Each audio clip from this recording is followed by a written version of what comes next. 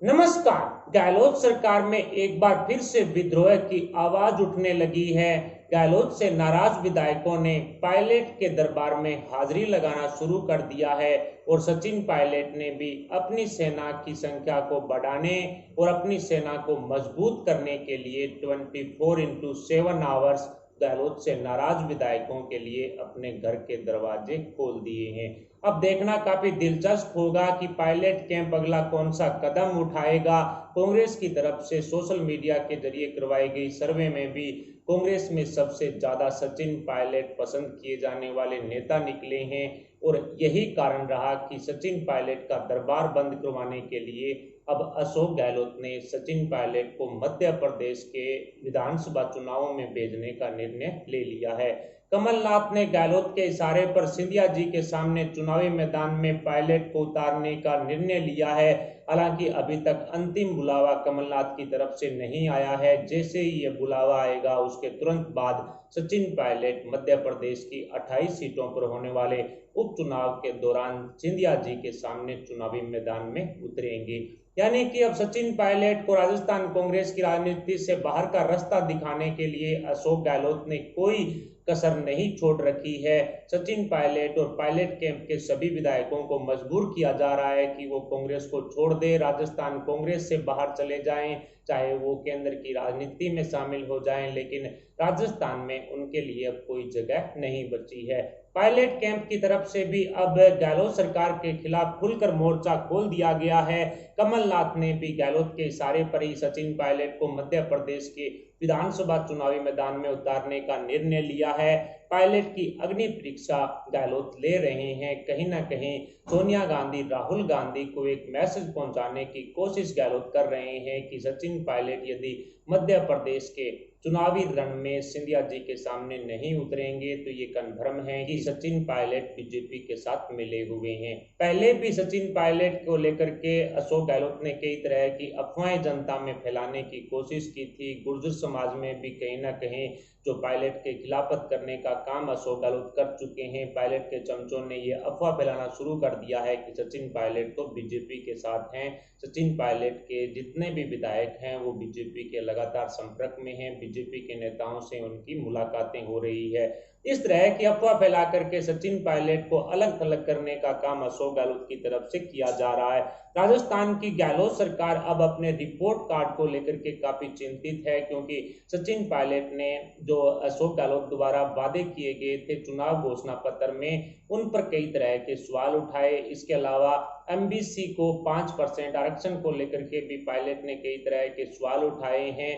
जिस तरह से अशोक गहलोत और सचिन पायलट के बीच में सियासी ड्रामा चल रहा है, उसके बाद जितनी कोशिश अशोक गहलोत सचिन पायलट को राजस्थान कांग्रेस की राजनीति से बाहर निकालने की कर रहे हैं, उतनी ही कोशिश सचिन पायलट ने गहलोत सरकार को घेरने के लिए कर दी है।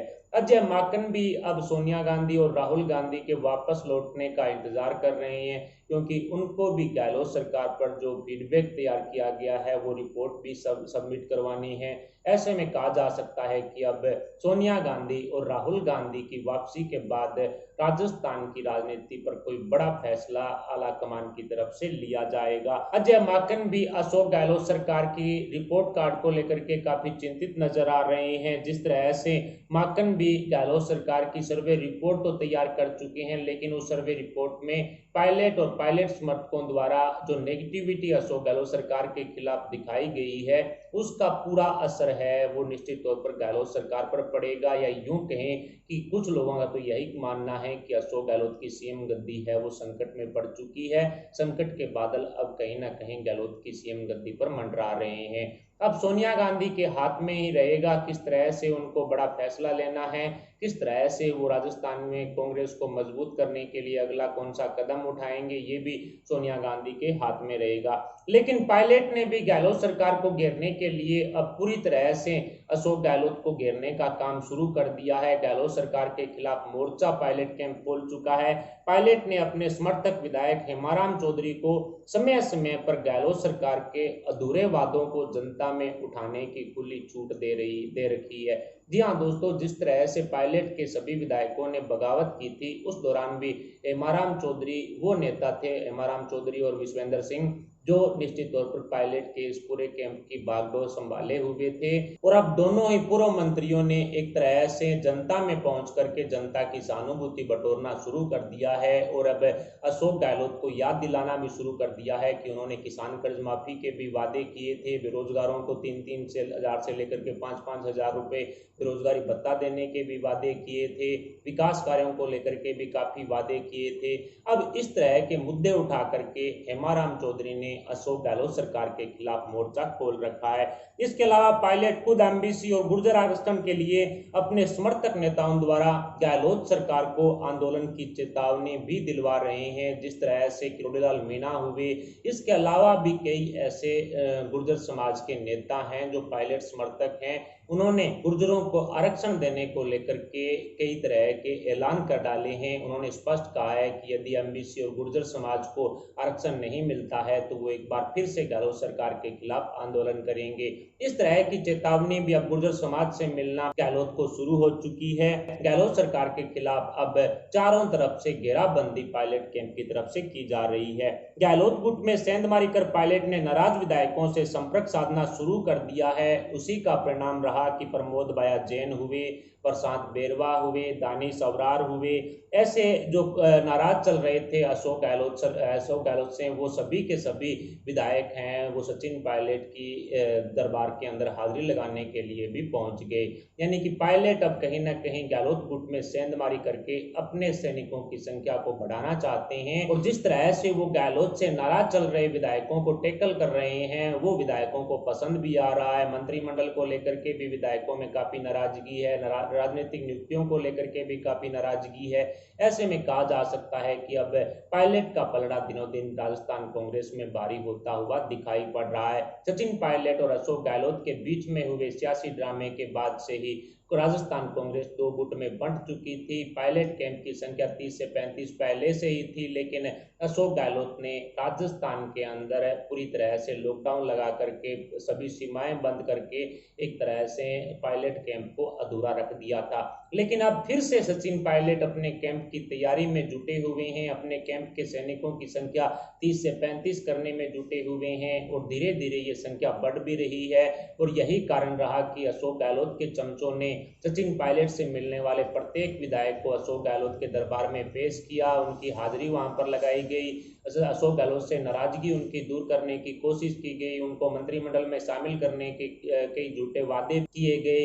ऐसे में कहा जा सकता है कि जब अशोक गहलोत सरकार बचाने के लिए जो अशोक गहलोत ने बाड़ेबंदी कर रखी थी, उस दौरान भी काफी विधायकों के साथ झूठे वादे अशोक गहलोत की तरफ से किए गए थे, कई बड़े बड़े वादे भी किए गए थे। उन सब वादों को लेकर के अशोक गहलोत ने 1% भी उनको पूरा नहीं किया है। इस वजह से अशोक गहलोत के विधायकों में नाराजगी है वो स्पष्ट दिखाई पड़ रही है। यानी कि अब कांग्रेस में पार्टी की तरफ से ऊपर सब कुछ ठीक होने का दावा किया जा रहा है, लेकिन दोनों ही नेता आपस में अब गुटबाजी में बंट चुके हैं और राजस्थान कांग्रेस के विधायक भी गुटबाजी के तहत पायलट खेमे में अब ज्यादा जुड़ना शुरू हो चुके हैं, क्योंकि जिस तरह से कांग्रेस की तरफ से सोशल मीडिया के जरिए जो सर्वे करवाई गई उसमें सबसे पसंदीदा चेहरा कांग्रेस की तरफ से सचिन पायलट रहे और सचिन पायलट की पसंदगी को देखते हुए अब गहलोत के विधायकों ने अशोक गहलोत को ठुकराना शुरू कर दिया है। पायलट समर्थक विधायक और पूर्व युवा कांग्रेस प्रदेशाध्यक्ष मुकेश भाकर ने जमीन पर अशोक गहलोत सरकार का विरोध करवाना भी शुरू कर रखा है। जिस तरह से पायलट समर्थक आए दिन अशोक गहलोत का पुतला जला रहे हैं, कहीं पर अशोक गहलोत के मंत्रियों को लेकर के मुर्दाबाद के नारे लग रहे हैं, उनको चोर बताया जा रहा है और खुद गहलोत के जो विधायक हैं वो लेटर लिख करके सीएम अशोक गहलोत को कहते हैं कि आपके मंत्रिमंडल में गंदगी भरी पड़ी है और उसकी बदबू से हम परेशान हो रहे हैं। यानी कि कहीं ना कहीं जो प्रमोद बाया जैन जैसे जो मंत्रियों को एक तरह से अशोक गहलोत गुट के विधायकों ने ठुकरा दिया है।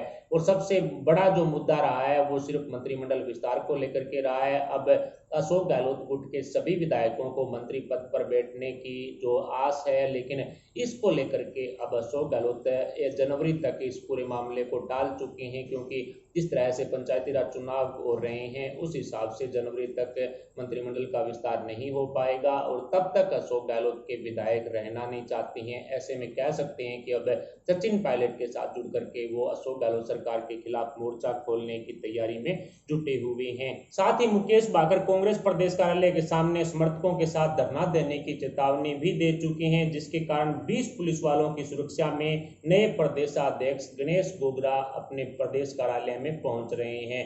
23 अगस्त को मुकेश बाकर की तरफ से धरना देने की चेतावनी दी गई थी, क्योंकि 24 अगस्त को जो अशोक गहलोत की तरफ से चुने गए थे गणेश गोगरा नए प्रदेशाध्यक्ष, उनका कार्यभार संभालने वाला जो प्रोग्राम था, और उससे ठीक एक दिन पहले धरना देने की चेतावनी दी गई थी, जिसके बाद से ही युवा कांग्रेस प्रदेशाध्यक्ष गणेश गोगरा हैं वो घबराए हुए हैं और इस धरने से बचने के लिए वो हर रोज 20 पुलिस वालों की सुरक्षा अपने कार्यालय में करवा रहे हैं। ऐसे में कह सकते हैं कि अब सचिन पायलट समर्थक विधायकों ने अशोक गहलोत और गहलोत सरकार के खिलाफ जो मोर्चा है वो खोल रखा है। जमीनी स्तर पर कहीं ना कहीं जो पायलट कैंप है वो भारी पड़ता हुआ दिखाई पड़ रहा है, और यही कारण रहा कि अशोक गहलोत और गहलोत के चमचों की तरफ से पायलट समर्थकों को नकली कांग्रेसी तक बता दिया गया था।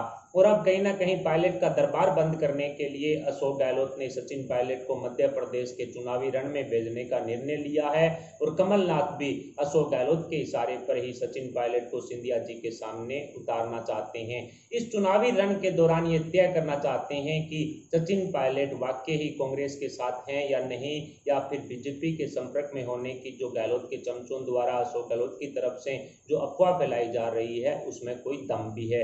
यानी कुल मिलाकर के अब अशोक गहलोत खुद सचिन पायलट को मजबूर कर रहे हैं कि वो राजस्थान कांग्रेस को छोड़ दे, चाहे वो केंद्र की कांग्रेस राजनीति में चले जाए, चाहे वो अन्य पार्टी में चले जाए, लेकिन राजस्थान में अब उनके लिए कोई जगह नहीं रही है। बैंगन बेचने वाला पायलट को बताया, लड़ाकू पायलट को बताया, आराम फरमाने वाला पायलट को बताया, इसके अलावा पता नहीं क्या क्या बताया था, जिसको लेकर के नकारा निकम्मा जैसे शब्द भी यूज हुए थे।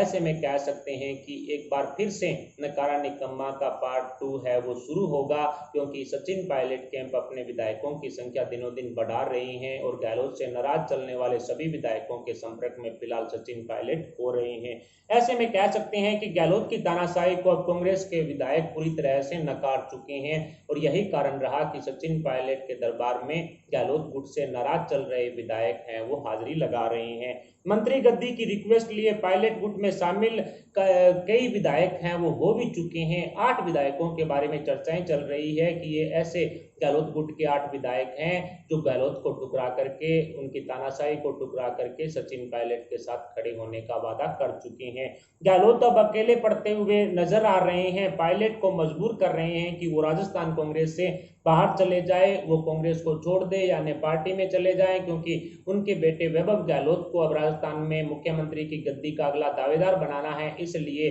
कहीं ना कहीं वो अपने पुत्र मोह के चलते उत्तराधिकारी के रूप में अपने बेटे वैभव गहलोत को ही जो पेश करना चाहते हैं। और सचिन पायलट यदि राजस्थान कांग्रेस में सक्रिय रहते हैं तो कन्फर्म है वैभव गहलोत का नंबर नहीं लगेगा। इसलिए सचिन पायलट और अशोक गहलोत के बीच में जो सियासी ड्रामा हो रहा है उससे राजस्थान की जनता को बहुत सारा नुकसान भी हो रहा है। पिछले 2 साल के अंदर गहलोत सरकार की तरफ से 1% भी अपने वादे पूरे नहीं किए गए हैं। कोई किसान कर्ज माफी नहीं हुई, किसी बेरोजगार को पिछले 2 साल से कोई भत्ता नहीं मिल रहा है। ऐसे में कह सकते हैं कि सचिन पायलट और अशोक गहलोत के बीच में हो रहे सियासी ड्रामे के दौरान अब कांग्रेस की अति राजस्थान में होती हुई दिखाई पड़ रही है।